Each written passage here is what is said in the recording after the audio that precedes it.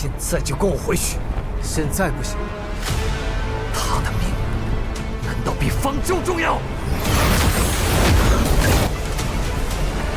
师傅，师傅，唐一慈不配做别人的师傅。小申。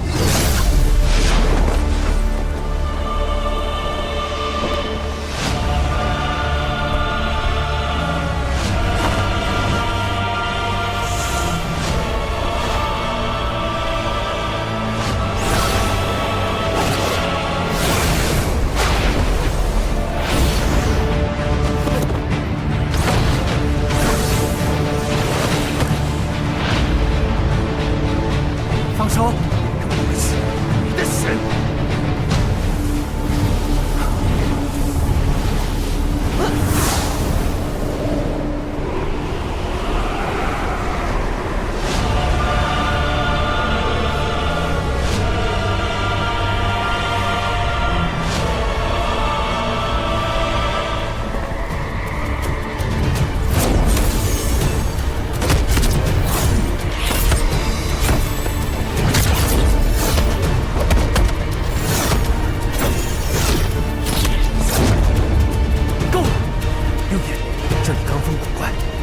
再这样纠缠下去，都会坠入深渊，粉身碎骨。你是怕坠入深渊，还是粉身碎骨？我可不怕。你。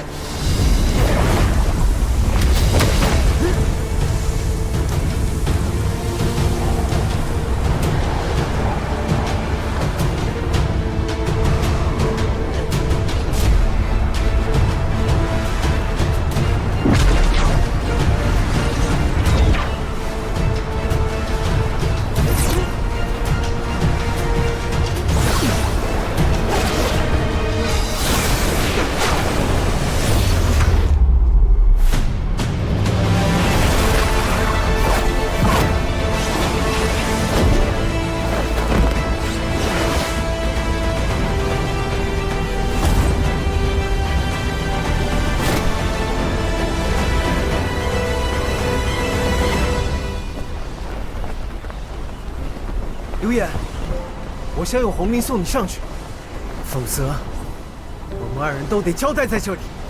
找到方舟之前，你去哪儿我去哪儿。你真是无可救药。少废话，先上去再说。休想再骗我一次！你。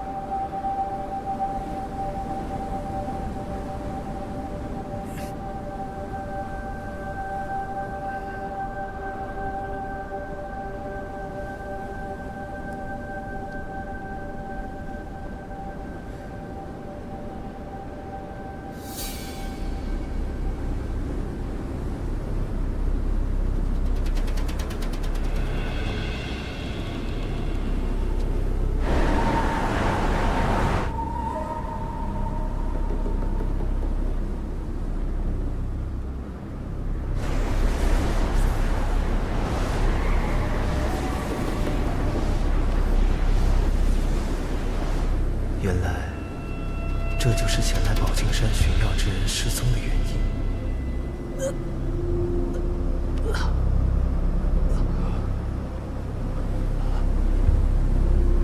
你醒了。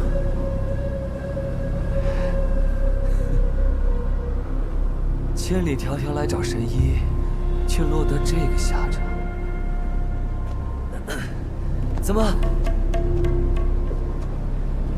从我这儿骗不走另一半往生谱？急了？真可惜，你又遇到了我。遇到我，你便走不了。此处有结界，你我的功力都发挥不到30%。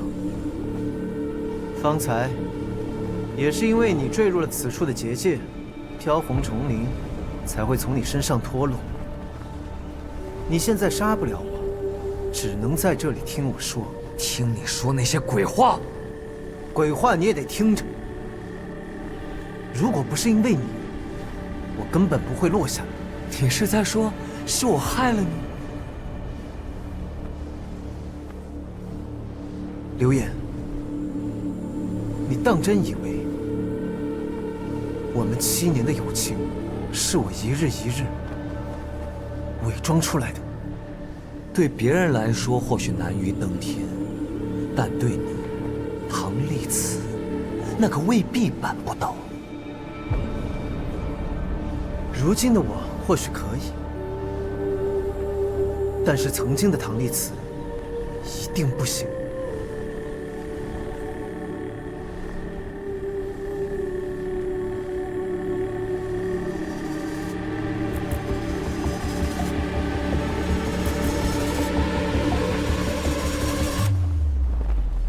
此处罡风不断，深渊之下必有风眼。单凭一个人的力量，你我谁也别想从这里出去。所以，又要耍什么花样？我游入风眼，以敌音音波将之堵住，暂且阻断罡风。如果运气好的话，这股吸力就会停止，你就可以上去。这能行得通？不知道，但只能这样试一试。风眼只能堵住一瞬，到时你我的动作都要快。飘红重灵以内力灌注，最长能延伸至50丈。我堵住风眼之后，便会震动红灵，届时你便以相同的力道震动红灵的另一端，以此相合之力震荡崖顶，再借阴杀功的反震之力从此处脱身。也将我拉出来。要不要我重复一遍，你听听自己在说什么？不用，我有伤在身，只能发动1次阴杀，你自己把握时机。等等！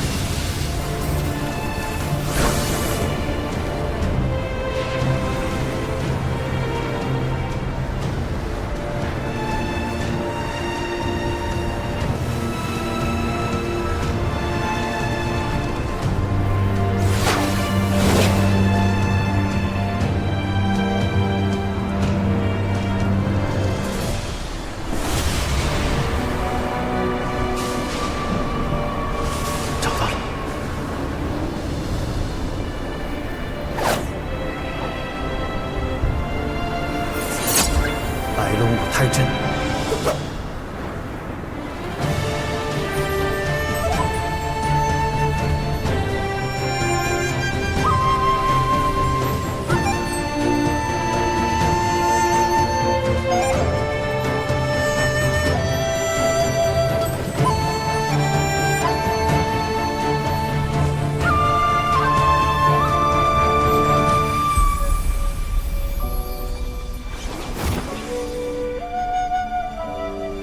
鼎盛虚弱，他竟然伤得这么重。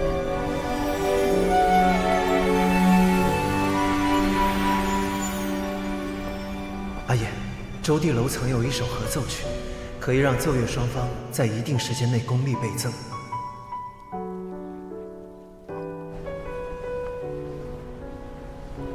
信任，只要彼此信任，就能功力倍增的曲子。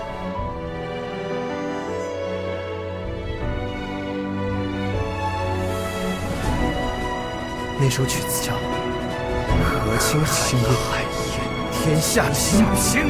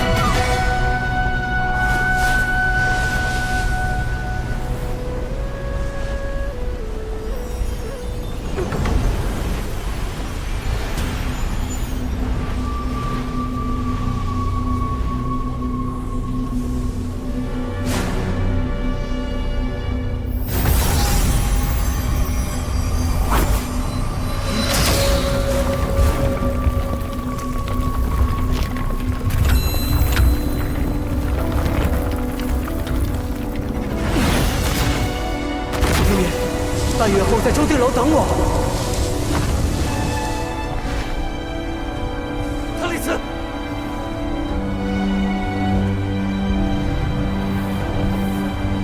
特里斯，特里斯！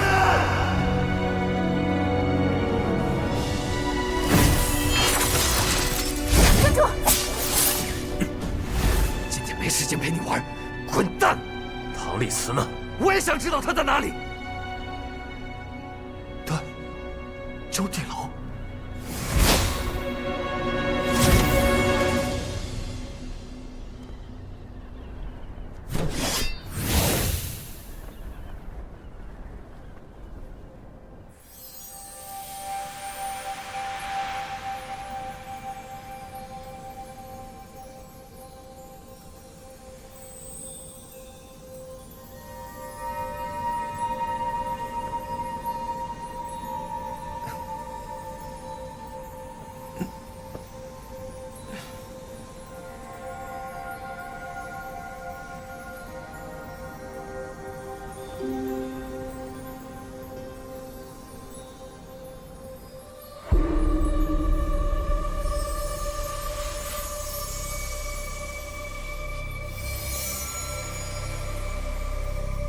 古墨国其实也就城池大小，为了阻止瘟疫，国王收集尸体开始焚烧，一夜之间全城尽焚。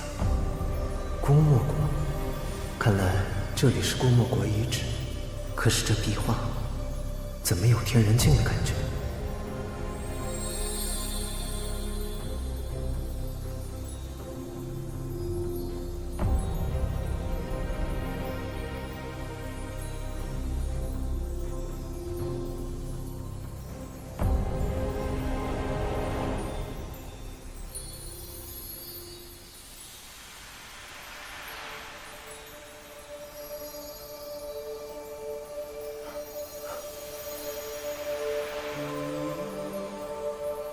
？50多年前，我破碎虚空，离开了天人境，却被存活于虚空交界的驼龙攻击，受了很重的伤。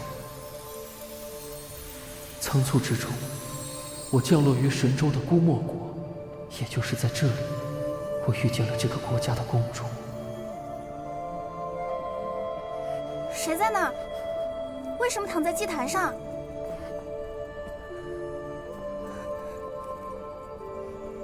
你是何人？能听见吗？你是怎么搞的？浑身是伤，你的伤口竟然自己愈合了。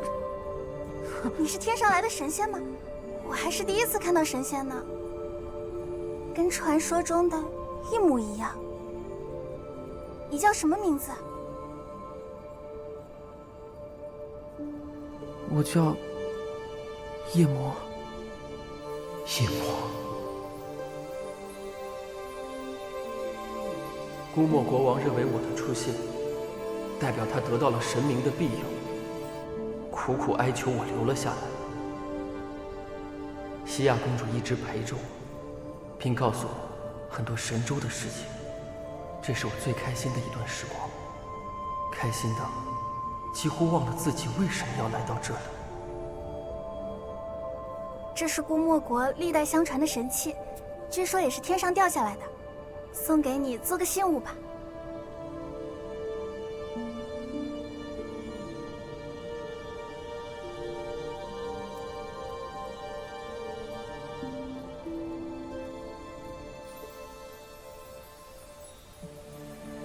可是好景不长，姑墨国发生了100年难见的瘟疫，百姓死伤无数。请国仙施法解救百姓。我该怎么消除瘟疫？国仙大人，姑墨国先祖于此处设立祭坛，是因为这里连通了全国的地脉。先祖预言，祭坛完成后，会有飞仙降临。若国家有难，他将用开天轮之法，吸收全境那些藏于地脉中的瘴气。开天轮。通过此祭坛引导地脉之气，经大人自愈之体，涤清瘴气。我当时有点疑惑，国王竟然知晓天人境的秘传功法，但是我一心想着救人，并没有考虑太多。后来我才知道，他想要的其实是另外一个东西。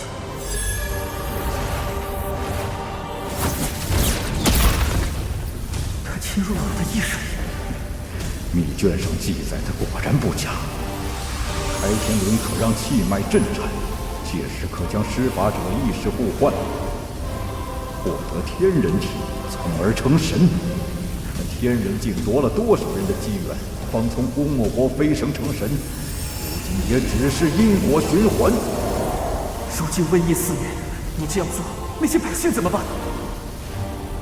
你太天真了，瘟疫是假的，所有人都在骗。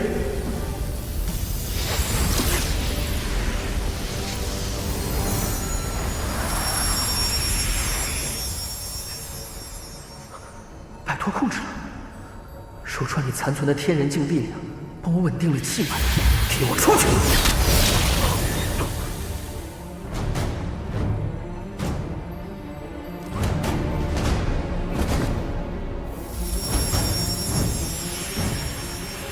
我是带人杀了国王，快抓住他！抓住他！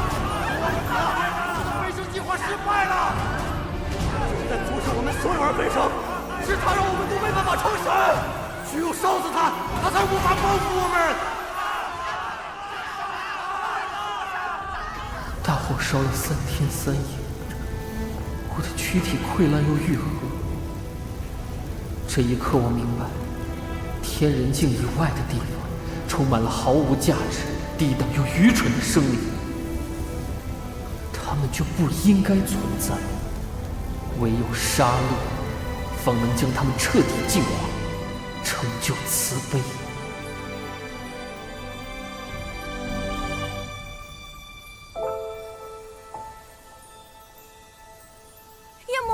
夜魔，我来晚了。假惺惺，你跟你的父亲一样，都是在利用我。不是的，对不起，我真的不知道这是父王的阴谋。你们让我打开天轮，净化地脉。好呀，我知道该怎么做了。需要被净化的不是瘟疫，而是他们的罪孽。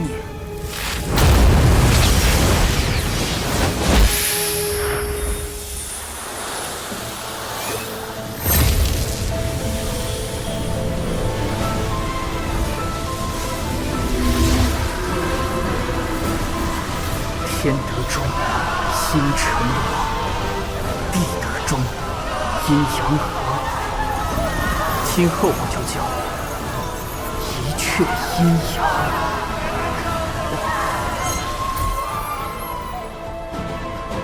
天人境圣子，你看清楚了吗？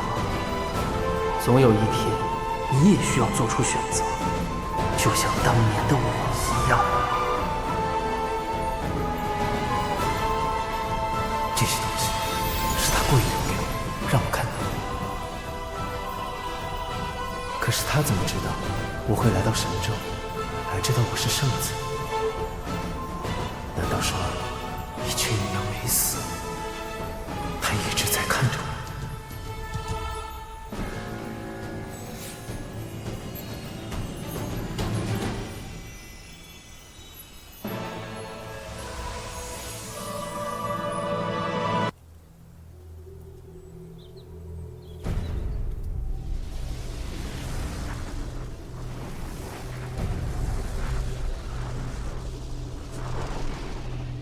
刘烨，我先用红绫送你上去，否则我们2人都得交代在这里。你当真的？我们7年的友情，是我一日一日伪装出来的。如果唐丽慈说的是真的，我做的这些事又有什么意义？尊主，尊主，我日日炼化这千古针，又有什么意义？尊主，你在说什么？你怎么了？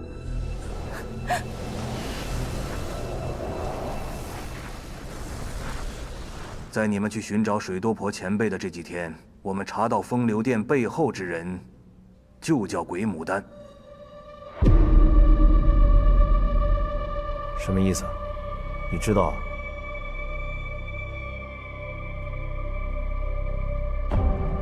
曾经在三秦有过一面之缘。阁下如何称呼？鬼牡丹。唐某在秀玉牡丹楼要杀于其凤的时候，有一个半大的少年突然出现，将于其凤救走。一举有失，险些坏事。他的声音和鬼牡丹一模一样，他的身形却不似真人，或许是个傀儡。池云在追方平斋到不换楼时，也发现一个傀儡在向乔伊乾坤下令。据被俘风流殿弟子描述，经常看见刘演和一个唱戏的密谈。他们听刘演管这个人叫班主。唱戏？义父，刘演从宝君山回来之后就很古怪，看他的神色不太对劲。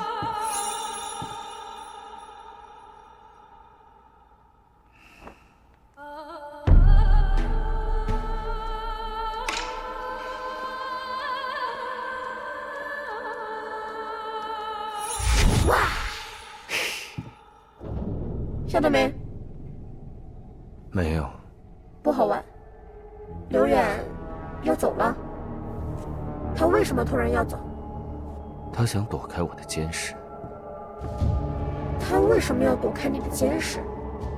他在盘算什么？每次跟唐丽慈见面，他会变得更古怪一些。看来我的计划得提前了。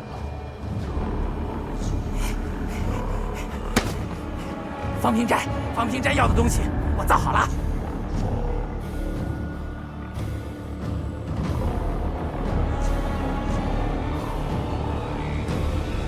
我告诉你们，这辽哥可真灵。他刚还说我是大聪明呢。你确定那不是骂你的吗？哎，怎么是骂我呀？怎么回事？就是指定是骂你。是啊。看什么呢？吃到虾，谢谢。这鸟有什么玄乎的？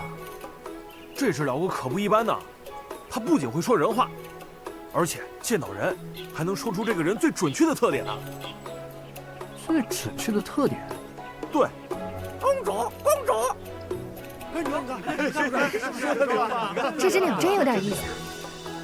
我呢？憨狗。哎，你只鸟。吃到家。给你颜色看看，这必须得给你颜色看看。事出反常必有妖啊！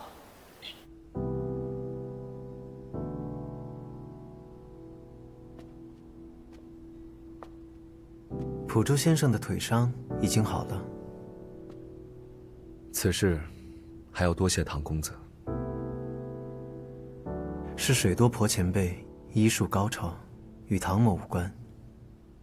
普珠听得出，唐公子也有心事。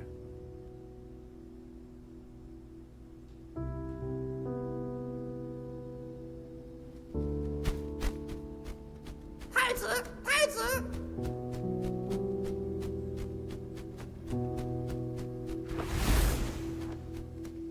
剑会最近总是有这种爱嚼舌的鸟。普珠先生不常走动，不知晓也无妨。唐公子清晨来寻我，便是为了看辽哥离巢。辽哥是种行动有规律的鸟，清晨离巢，黄昏归家。先生这些年在天境阁，可曾收到过家里人的消息啊？修行人，亲缘断绝，如花朵离枝，随风飘流，不问来处。可若先生的亲人想与先生相见呢？既然分离，再见也是妄念。唐公子今日为何问这些？不过是见群鸟离巢，有些感慨罢了。我的前尘，一入天境可便断了。公子的前尘，却还被困在那座周地楼里。先生这是又想说教了。牡丹楼之战，我已自少监主与成岛主口中耳闻。在下过往对公子，确实有偏见。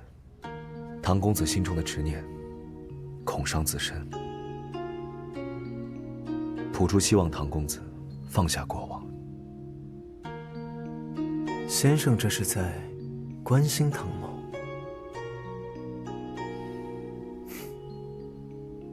但或许唐某需要这份执念，才不至于做一个孤魂野鬼。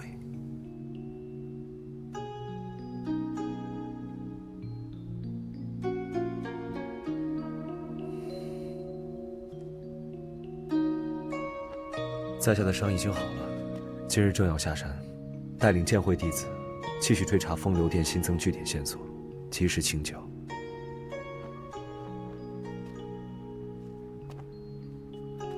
那我便祝先生盛行之路无需回头。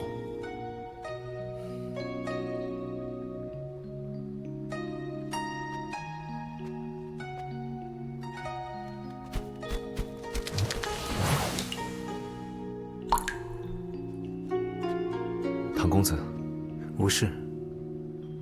先生下山吧。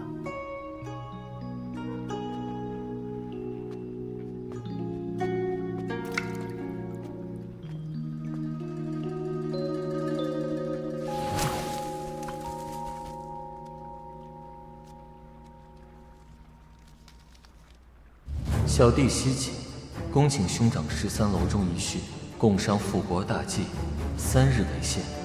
兄长过期不至，小弟便将兄长尊贵身份昭告天下。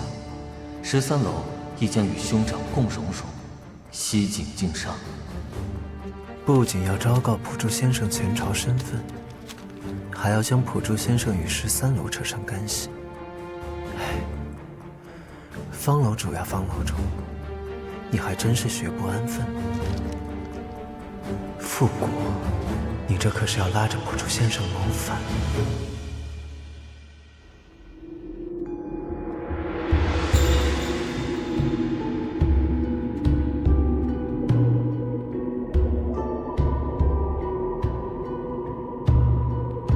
在下唐立慈，特来拜访落魄13楼之主方平斋。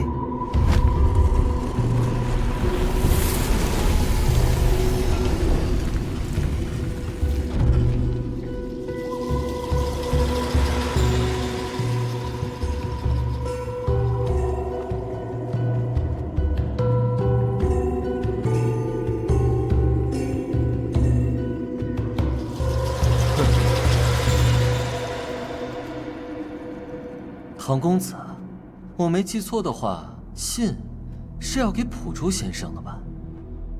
普珠先生，他不想见你。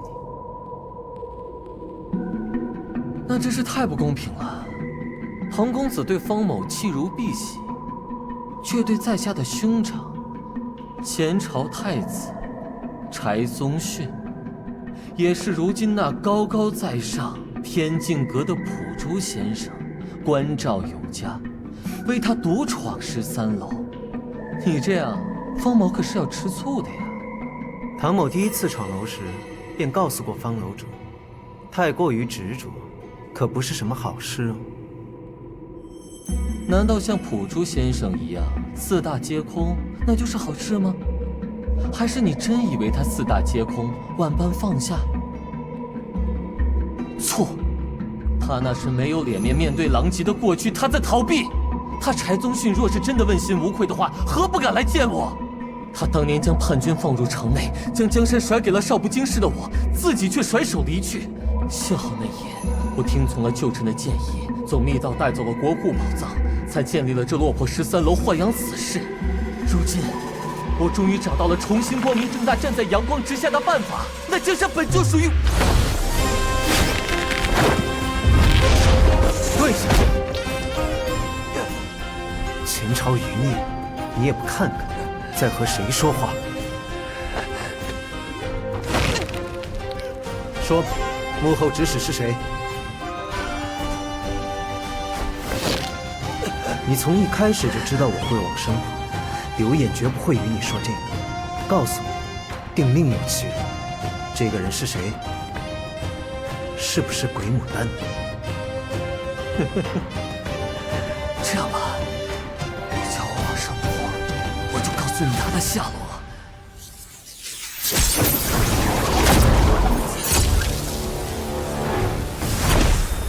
唐公子果然聪明啊！此物名为颠倒梦想，是巧艺乾坤制作出来的，能够穿梭过去、回溯时光的神器。这里面有天人境的。此物需要往生谱催动。本来我让柴宗训来13楼，是想让他说服你，为我开启这个法宝。没想到你不请自来，真是让我喜出望外。唐弟子，现在我命令你用往生谱之力催动颠倒梦想，助我改变历史，不然我的手下就立即把普珠先生前朝太子的身份昭告世人。你想啊，要是当朝皇帝知道了之后，会装聋作哑，继续维持与中原剑会的联盟，对抗风流殿，还是他会觉得柴宗训和我这种前朝余孽更为棘手了？那你只能死了。你杀了我也没用。且慢。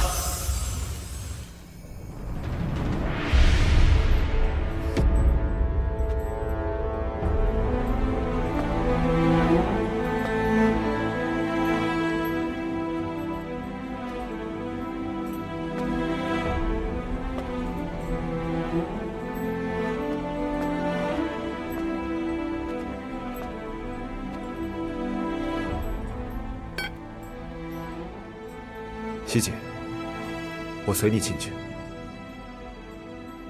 不入天境阁，与你和父皇并肩作战，这不是你想要的吗？这才是我哥！普珠先生，这是普珠自己的业障，也是柴家的罪过。如果颠倒梦想是真的，那我就有机会重写历史。在变乱发生的那天担起责任，让百姓免于战火。看看如此选择，结局会不会有所改变吧？真的可以改变结局吗？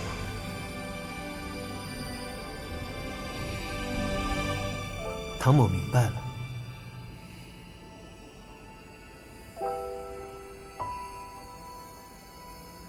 普珠先生，你自己的因果，便由你自己去解决吧。唐某会为你开启这个法器，送你回到过去。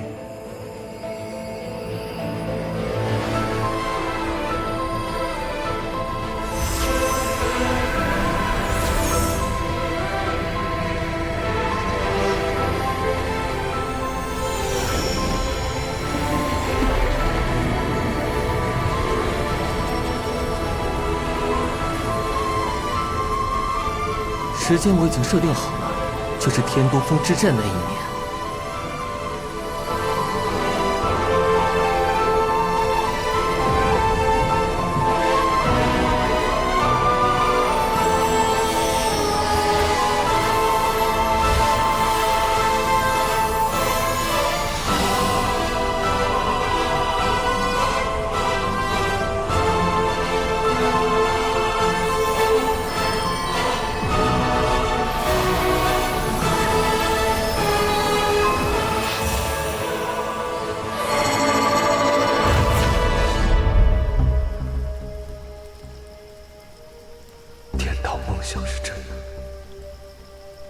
太子殿下，太子殿下，您不可在此时入天境阁呀！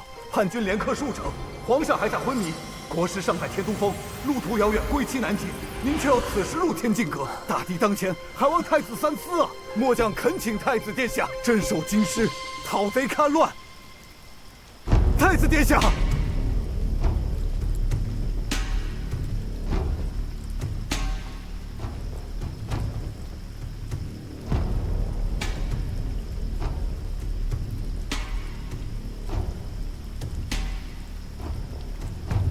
皇兄，这些年我一直派警士3楼死士，光收谍报，了解此战原委，究其事之本末。叛军主力位置，粮草藏匿地点，无界洞悉，我们优势很大，足可一战。只要皇兄留下助我守住皇城，牵制敌兵，我趁夜出击，逼敌兵锋入敌腹地，烧起粮草，定能一战克敌。此计能否结束战事，减少伤亡？这些年，我每天都在推演此战，没有人比我更熟悉此战，也没有人比我更知道如何打赢此战。我向你保证，我绝不恋战，是战火不至，伤亡可减。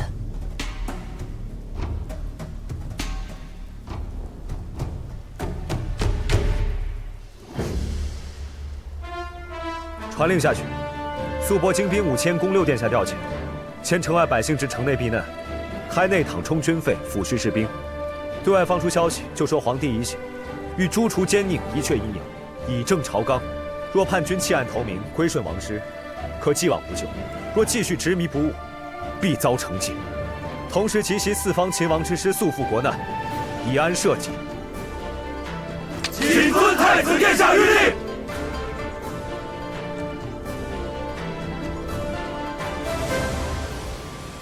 朴珠先生还真是经世之才呀。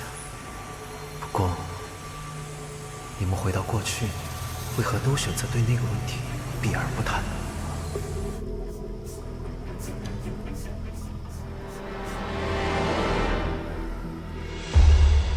少监主，前朝纷扰之际，一阙阴阳何以不远？他不是国师吗？这个事情啊，我也疑惑了很久。据备秦内府宦士说，一阙阴阳曾于天都峰窥见神龙。哦，所以在前朝国君昏迷之际，则此地为他祈福。天都峰远离京师，义军闻讯，认为劫杀之计至，乃召武林群英齐攻一阙阴阳，使其不得脱身。故义军趁此良机攻破皇城而入。不过奇怪的是，此战之后现场呢，并未发现开坛做法的迹象。据一阙阴阳随从透露，他只是每日站在悬崖眺望，仰观天际，昼夜不息，且不让他人靠近，甚是骇人。亦有人云，一阙阴阳不是在看天，而是在等什么人，或者说在等他之前看到的神龙。反正众说纷纭呐。等人。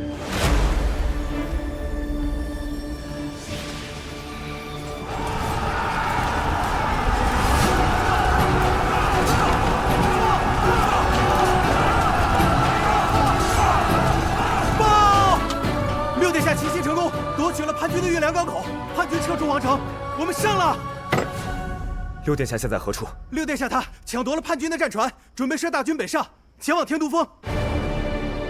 备马！你要去救一阙阴阳？你疯了！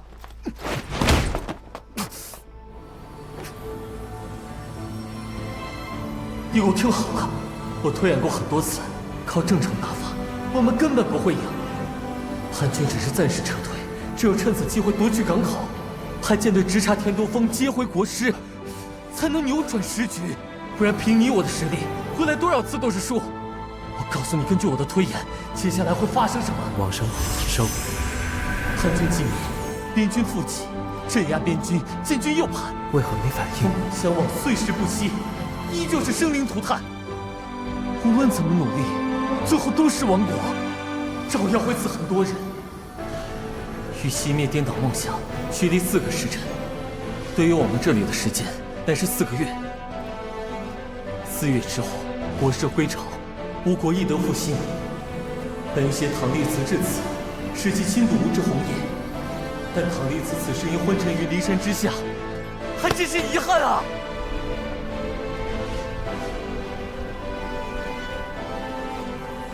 原来是这样。